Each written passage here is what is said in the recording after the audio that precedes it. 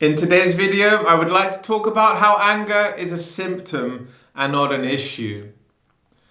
I'm going through a process at the moment with a lot of powerlessness and a lack of control.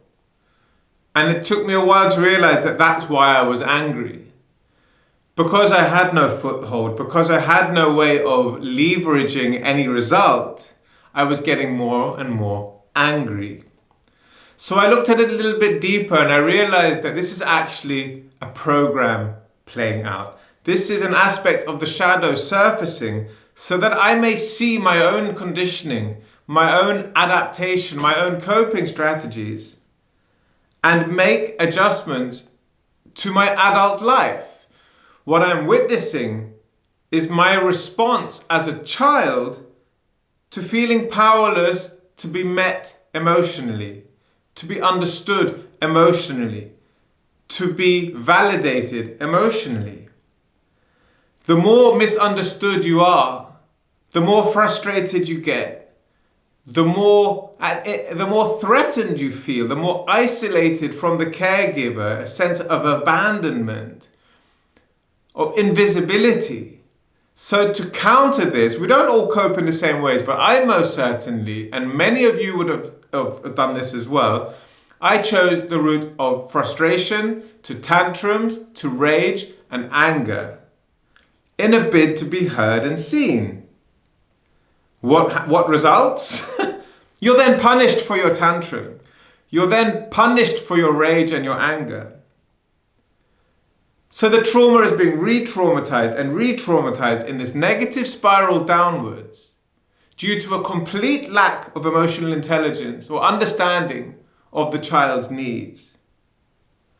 The parent will project their inadequacies, their shame, their triggers, their inability to handle a situation onto the child by punishing the child. You are the bad one, which helps the parent maintain the egoic position of good and correct, which maintains their identity, their self-concept.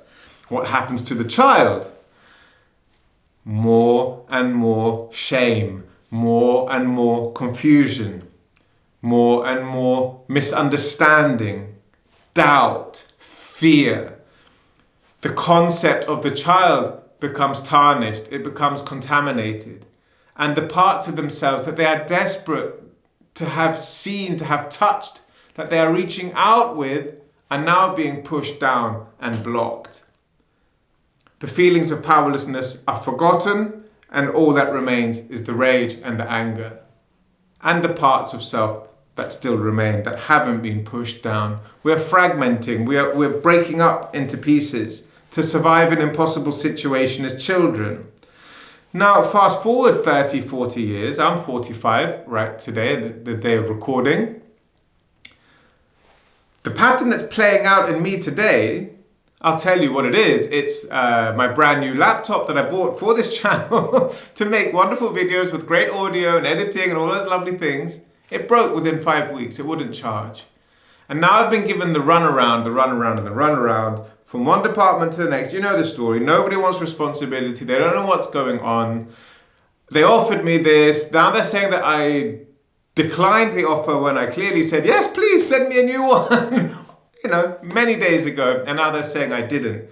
So you start to see the picture. I start to get more and more vexed. I'm getting wound up and I'm getting stressed. And then I said to myself, so this isn't serving me. This isn't serving my health. What's going on? And I realized I feel powerless to change, to make changes that serve me. The powerlessness creates frustration, and then my inability to caretake and manage my emotions, to regulate my emotions, results in anger. So although I'm 45, and I have no shame to admit this because this is how it works, this part of me, this program, is stunted at the age that it got blocked. So this program in me is still a child. It's a 3-year-old, it's a 4-year-old, it's a child that felt absolutely powerless to make a suitable change with his efforts, and through the sheer frustration The complex mix of very uncomfortable emotions results in the child in absolute desperation, turning to rage and anger. This was a massive breakthrough, and of course life is always presenting us with these clues. That's why I knew, look, I can't just be going crazy. This isn't just happening for whatever reason, I know that the universe is supporting me behind this channel. This is a brand new venture and all my energy is going this way and I absolutely love it. So to lose the centerpiece of the production side of things was quite a strong blow. But the truth is, I can still produce. I just can't edit and I can't touch the audio up to make it sound amazing. So I had to look deeper and see what is the message in this dynamic. Now let's take another example. Let's take relationships. Imagine your partner is leaving you or something has happened that you don't like and you feel powerless with them. If you turn to rage and frustration and anger to your partner, it doesn't often bring the desired effect, not the loving way. Anyway, you might guilt someone into it, you might trick someone into it, you might force someone into submission. But all those examples aside, you're going to hit a brick wall of defense. So while you're screaming at your partner, you are expressing yourself as the 3-year-old that never learned to identify what those feelings are because you blocked them out to survive. And you're playing out your survival pattern that protects those aspects. Your partner is playing the unavailable, unemotionally attached parent, the not attuned emotionally parent. So your partner is the mirror, the portal to the program you can't remember as a child because you probably experienced it before you had any cognitive memory, which begins at around the age of 6 to 9. So you have programs and patterns and traumas and blocks and coping strategies you developed as a child to survive and adapt. There's no right or wrong. No one said it was going to be easy on this planet being human. That's what's going on. Those are the cards you've been dealt.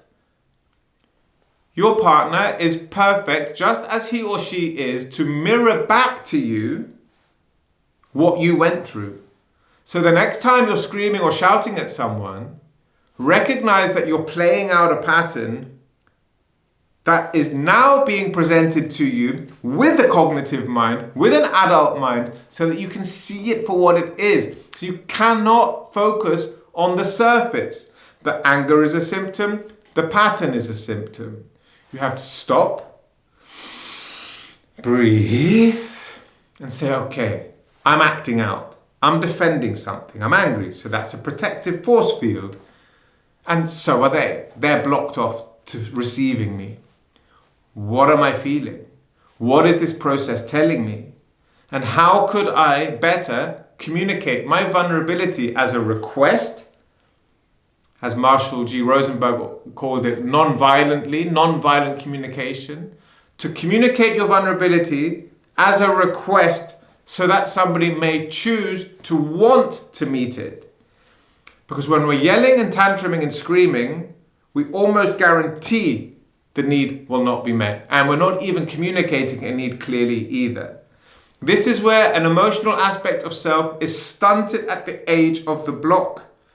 Doesn't mean you're not an adult in 20, 30 other ways, but emotionally, there are many aspects of self that are not adult at all. And your defensive reactions and your coping strategies and your survival ways, these are your childish aspect. Otherwise, you would regulate, take a breath, take a step back, look at the situation calmly, say, what can I control? What can I not control? What am I feeling? What are my needs? Can I meet them or do I need somebody else to meet them? And can I communicate them in a way, should I need somebody else to meet them, can I communicate them in a way that that person would choose to look, okay, let's see what we can do. Let's sit down and meet in the middle. It's really, really difficult stuff to step out of our patterns, especially when we're in fight or flight, when we're in anger and rage. It's really, really hard to let go of that it's a very ingrained pattern that we've been living out since before we can remember. So the first step is to see ourselves, to see the pattern. I think my batteries are getting low. I don't know what something's flashing and distracting me, excuse me. We have to take a moment to step out of the reactivity and the defense. And in that moment, there is an opportunity to see a deeper truth and some emotions, and then try to understand what the needs might be and try to get them met. Nothing is happening by accident in your life. And as much as I want my laptop back or a new one, it's given rise to this video that maybe will help somebody out there to see their anger and their tantrums and their rage as a defense of parts of themselves that were never loved and they learned were unlovable, and that to be loved, they have to be hidden. Get past the idea and through the emotions of shame and guilt that these parts of you are lovable. You are valid in your expression of them, and the needs can be met. Your parents didn't know better. Your trauma is real. Yet no matter what cards you got dealt, they are yours now, and there's no blame that can be projected outwards. There's no victim mindset that's going to serve you. Take the cards you've been dealt, dive deeper into yourself to find out a deeper truth, and be brave enough and courageous enough to express that with the people you believe care about you. And hopefully you can meet those needs, and that part of you now that was previously protected by all the anger, rage and stress and frustration is now evolving. You've met it. You're bringing it up and you're communicating it as an adult. So you now facilitate the growth of that childish emotional block into something more adult. And that journey continues and continues as we grow. Thank you so much for watching till the end of the video. My name is Ramsey Jordan and this is my awakening platform, Global Molecule. Please feel free to subscribe and share this video with someone who you think might benefit from it. That's all I have to say today. It's been a rough ride today, but some gold and some goodness came out of it, as there always is. Have a beautiful week and see you in the next video.